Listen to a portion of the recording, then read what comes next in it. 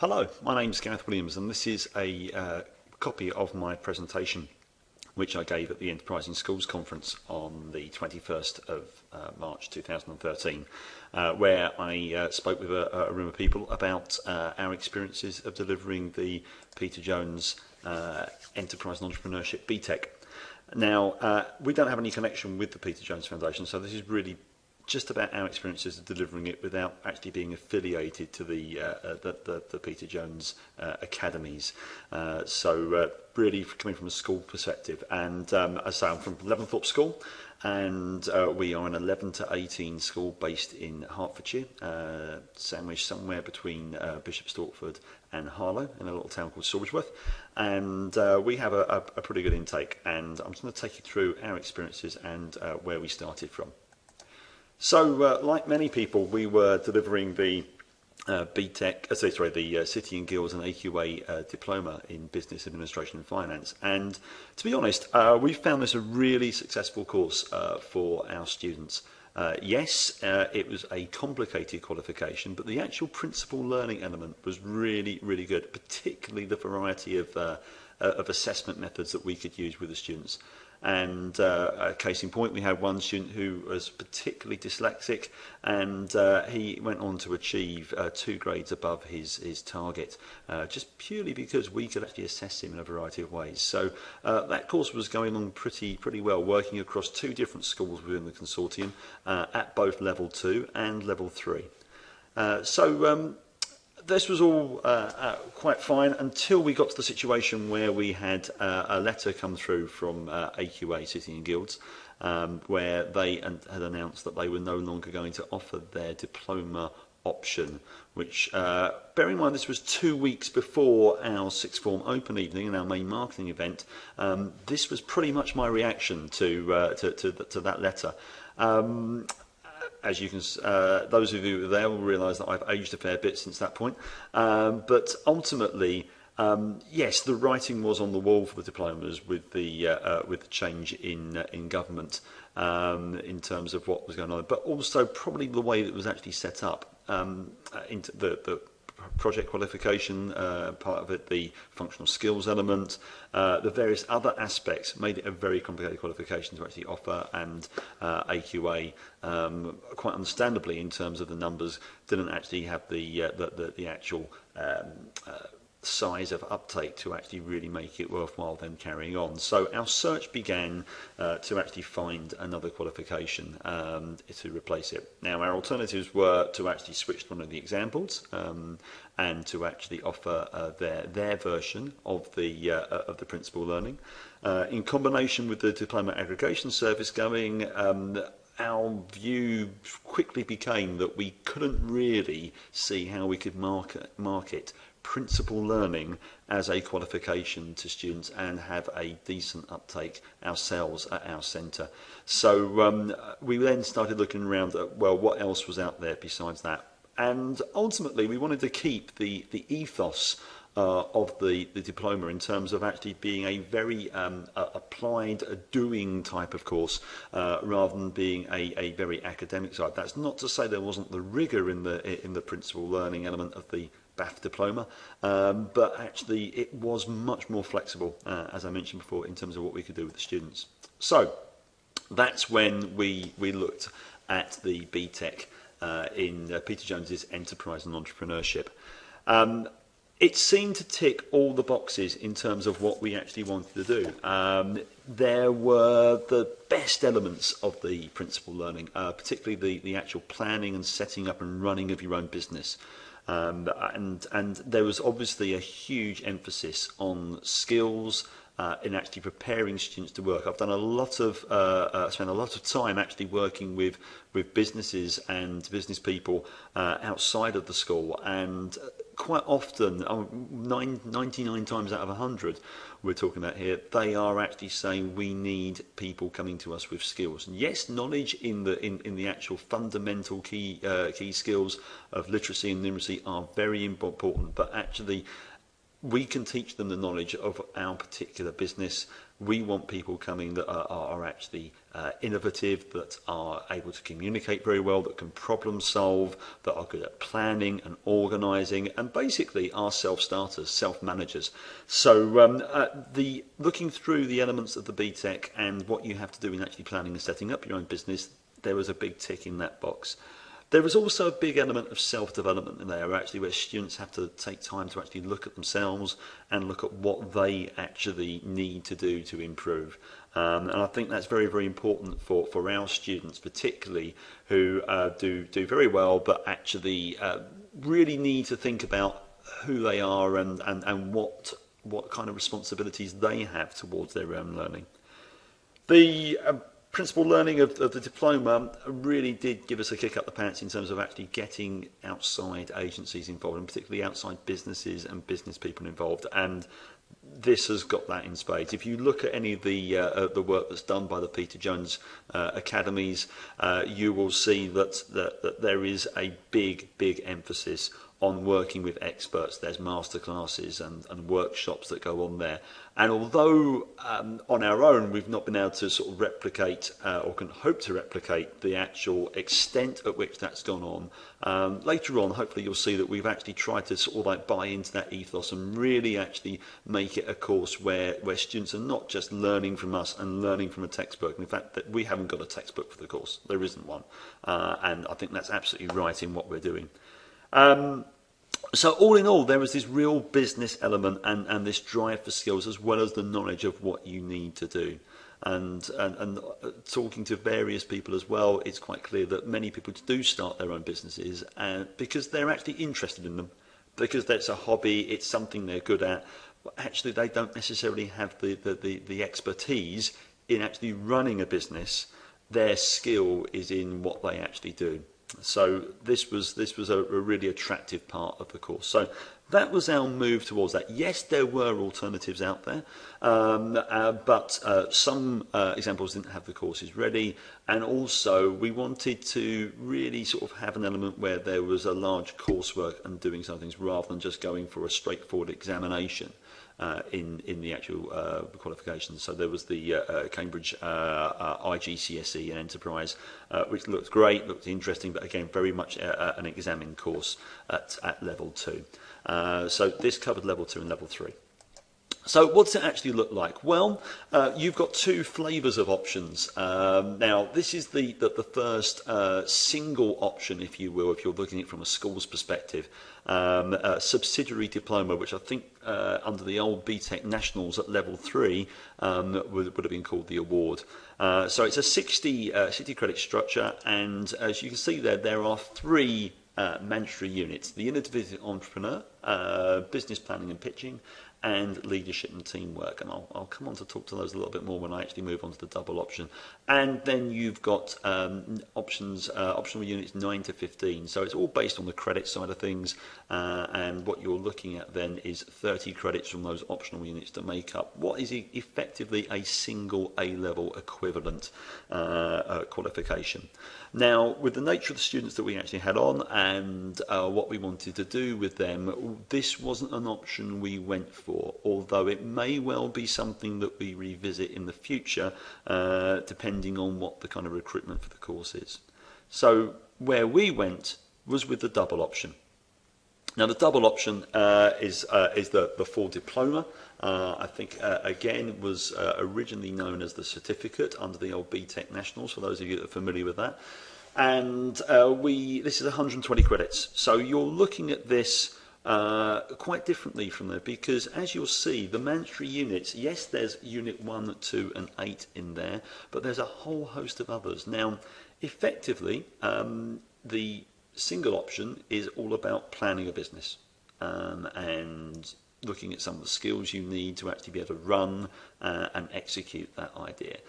With the double option, there is a much bigger emphasis on actually not only planning your business, but running it as well. So what we've done is actually started off with the Innovative Entrepreneur Unit 1 unit and the Unit 8 one running side by side. where we were actually looking at what makes people innovative, looking at the creativity side of things, and looking at what ideas they might have for the potential for a business. There is a big unit in Unit 2, the actual planning and pitching. It takes a fair amount of time. It covers a wide range, looking at marketing plans, looking at various other aspects, the financial side of planning a business, and also the skills of being able to pitch and research the information. So it is quite a chunky unit, and we found that we've had to take a little bit longer time to actually go through that particular option. And then basically what we're looking at is then the rest of these units, particularly from 3 onwards, will be running over the course of the next couple of years of the course, and making sure that the students are actually generating the evidence from them actually running their businesses. So that's really going to be quite a challenge for us in terms of actually making sure they're married up, because I think the students that we have on them and the learners we've got there, that they can get very wrapped up in their business ideas. The difficulty is going back to the performance criteria and making sure they're ticking off those elements. The optional units there, you'll see they're the same as the ones that were available for the actual certificate. Sorry, yes, the subsidiary diploma. Beg your pardon. And we're looking to pick up, I think it's about 35 credits worth of units. So I'm hoping that we might be able to offer our students the opportunity to actually choose specific ones which are suited to their particular business idea. That will be the intention. I think it's important that way to actually manage that, but that then puts the onus on staff actually being able, the delivery team actually being able to make sure that we can support them in that way. And part of that will actually be about bringing in experts to actually make sure that they have real first-hand advice on what they're actually doing. There is some support from the exam board we've used. In the actual spec itself, there is a outline scheme, a timetable plan of how you might actually deliver this. And pretty much we've stuck to this kind of scheme at this point in time. Now, thinking about this and having reflected on what I spoke about at the actual session, there might well be a case actually for looking at Unit 10 as an option that we might run perhaps alongside the business planning and pitching course. We've got to do a little bit more sort of looking at that, but that would seem to be quite a natural fit. And similarly with the actual launching of the actual business idea and looking at the marketing plan, there's the e-marketing and website design and brand development and promotion. So there are a number of units there which actually next time round we may try and sort of look at whether we deliver those in a slightly different way. The downside for that our learners have found it quite difficult to cope with working on different units at different times, and that's the nature of the students that are actually on there at the moment. But if they're given the right support, that may well be possible. So there is the support. There are also some actual assessed activities, task sheets, which are produced and are available on the BTEC website, and we've used those. Tiny amount of tweaking that we've done with them, but they're pretty much fit for purpose. Although one thing that Katie Vors from Lincoln Castle Academy actually picked up that on one of these units, I think Unit 10, that there seemed to be a slight disparity between the actual one of the performance criteria in the system. So hopefully that will get picked up at some point in time during the course of the review before next year. So that's available for people to actually use.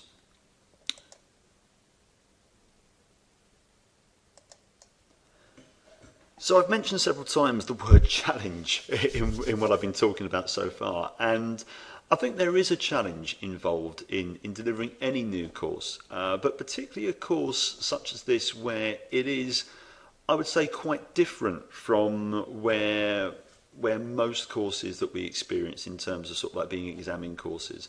That the whole nature of the delivery is one which is something which you need to actually really think about and consider in a variety of ways. One of the things that we're going to have to look at fairly soon is our recruitment side of this.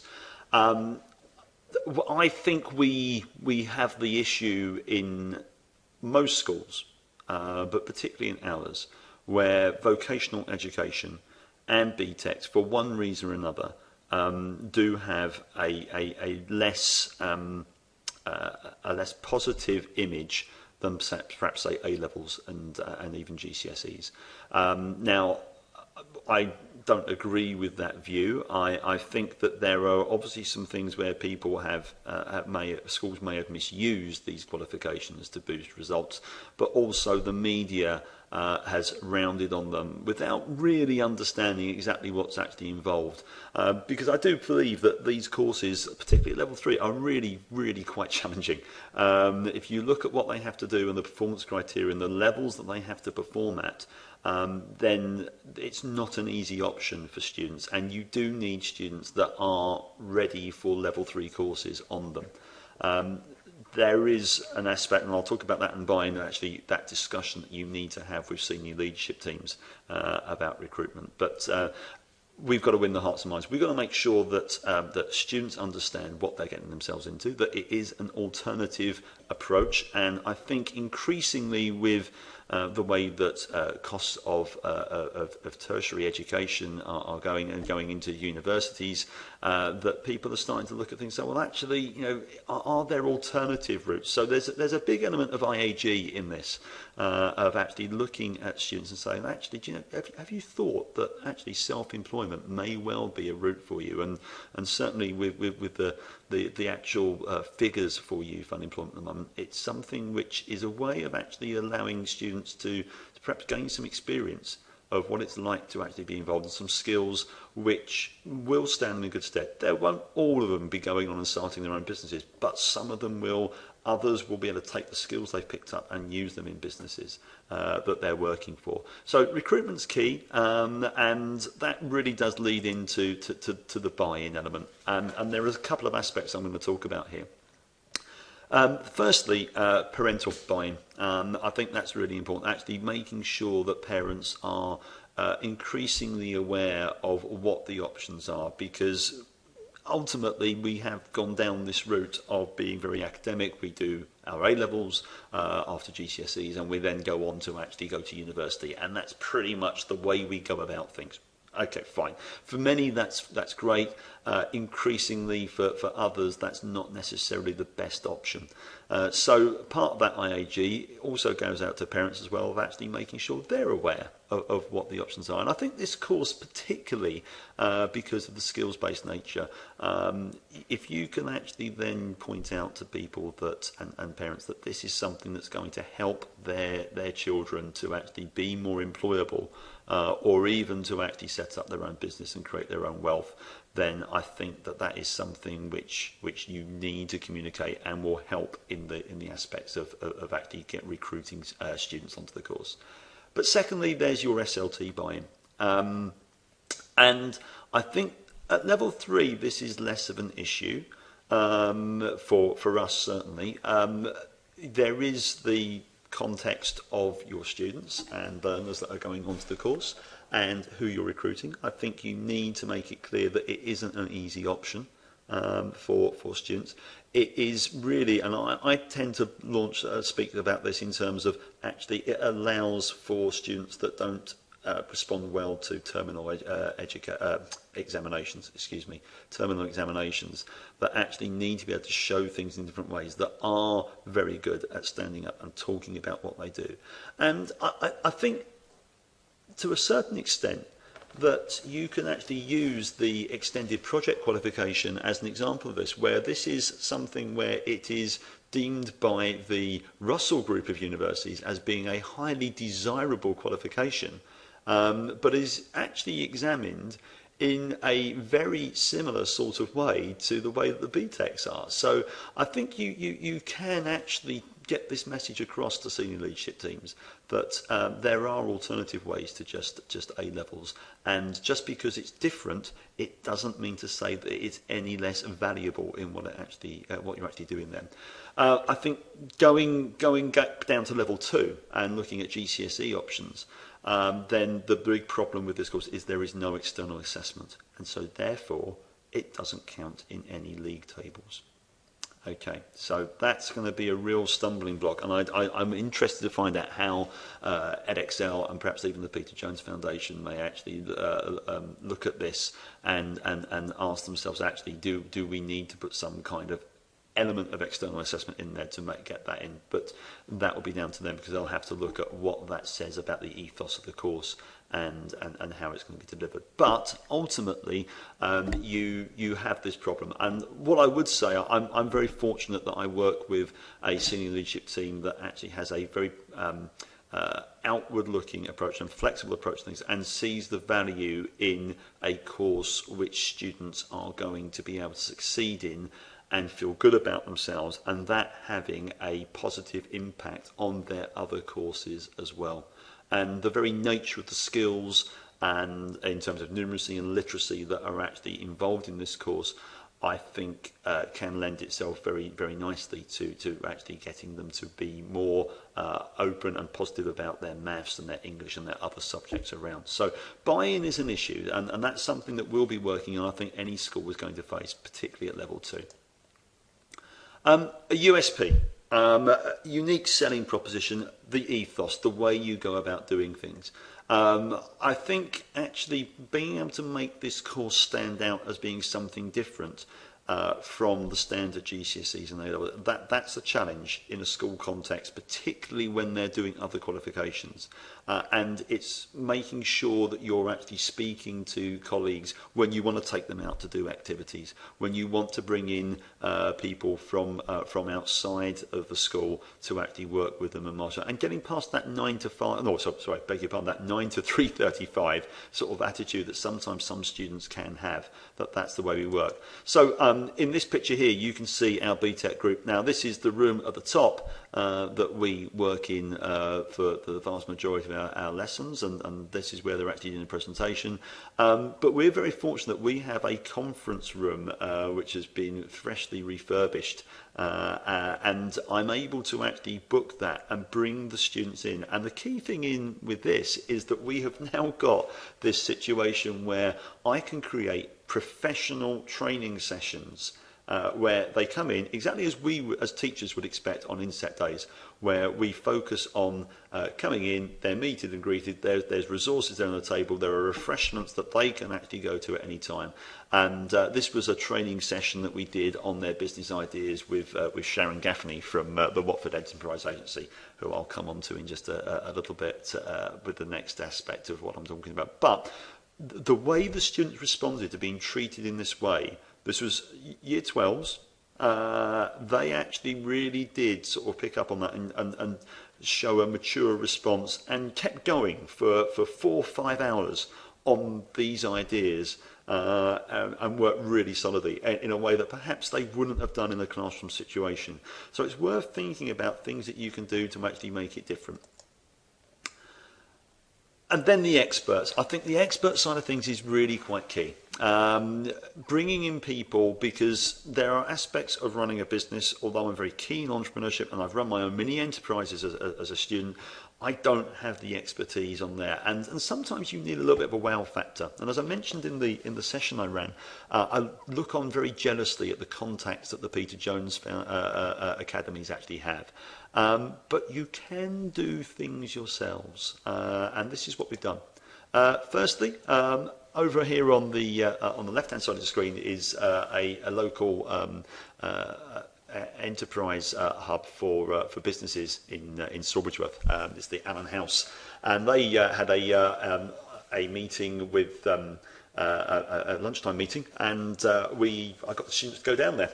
Scared the hell out of the students, and it was a bit of a surprise for some of the business people down there, but actually it really gave them an idea of what it was like to be out there talking to people from outside the school.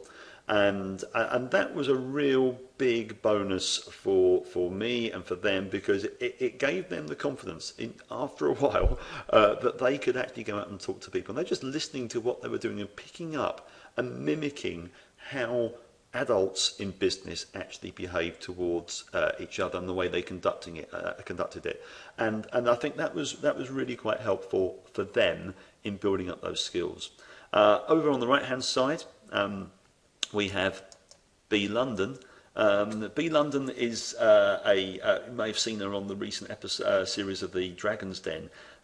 She's got a company called We've Got Style, and I must confess I'm a bit of a Twitter cyber stalker, and I got in contact with B after the show and spoke about what she was done and explaining what we were doing, and she actually has a natural interest in helping young people to actually build on what they are, because she felt that she's actually a self-made woman who's actually turned her business into a very successful business that she's running across a range of really flagship stores, and basically she was great. She gave a lot of time, spent a lot of time talking with her about her business and what the benefits were for the actual for her of actually being involved in that. And she came in and was very generous with her time and spoke to several groups of students, not just our BTEC ones, but that was a real bit of cachet there where you can actually bring someone in that's been through it. The kids have seen on the telly as well. We showed the show beforehand, and she was wonderful, particularly working with some of our young female students and all that, and actually giving her a positive role model of a woman in business that was very strong, organised, and knew what she was doing. And I can't thank her enough. That was very useful. Mentioned earlier about Wenter, Watford Enterprise Agency. They're now branching out beyond Watford, but Sharon Gaffney I've worked with briefly on the diploma of principal learning. Great, came in and did a workshop with the kids, just to have someone there that wasn't a teacher and a different situation, and the students responded very well to her. Rebecca Freeman down below there, she's a local businesswoman who actually is a parent at the school. Parents are a great source of links that you can actually access, and governors as well. And she's worked hard and cut some deals for some of the girls in our group and all that on Christmas cards that they were producing, and got those printed, which was great. And that gave them a big deal of confidence. And just talking to someone, and the girls did that themselves. And Rebecca was great in actually just discussing things with them and making things happen. So we've got those aspects there. I've got contacts through a parent with Barclays as well.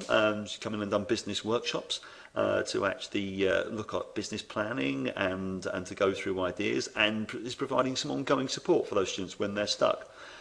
So that's really important as well, to actually get some of the banks involved, and they are keen to actually get involved. They've got part of their CSR the requirements that they need to go through. Over on the left-hand side, a local bookkeeper, Vanessa Wright Bookkeeping Services. Don't know a lot about bookkeeping, but she actually came in to work with our students. Now, the eagle-eyed ones, you will notice that is actually Vanessa Parody. I have to confess, I don't have a picture of Vanessa Wright, although fantastic she was. So Vanessa Parody's in that, who deserves a worthy mention, because she was the one that helped get me through my French reading paper as a GCSE student and all that, when she appeared on the higher paper about Show the Taxi. So thank you, Vanessa, and also thank you, Vanessa, for coming in. But Vanessa Wright, she was someone that I actually made contact with through a local networking meeting, and I go to a business networking meeting about once a fortnight to actually have breakfast and discuss issues, and just to build relationships with local business people. And I think that's really key. It does take time to build these relationships, and I think SLTs need to have this awareness that to actually make this work and make this work properly, then there needs to be some flexibility there in cover to allow you to go out and do these sorts of things. Finally, expertise. I don't have any expertise in business insurance at all. So actually from this group, I had Mark Morris from Moffat Saunders come in and run a session about the importance of different parts of business insurance, indemnity insurance, employers' liability insurance, and he's happy to run sort of quotes for the students, because they have to run their business. And I think these things such as insurance need to be thought about very, very carefully.